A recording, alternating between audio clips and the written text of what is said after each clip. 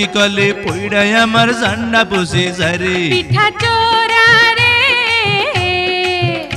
আরে পিঠার ঝালে কেন হা মুখে পান সুপারি তুই দে আরে কেমন তোমার বাহাদুরি খবর গেছি পাইয়া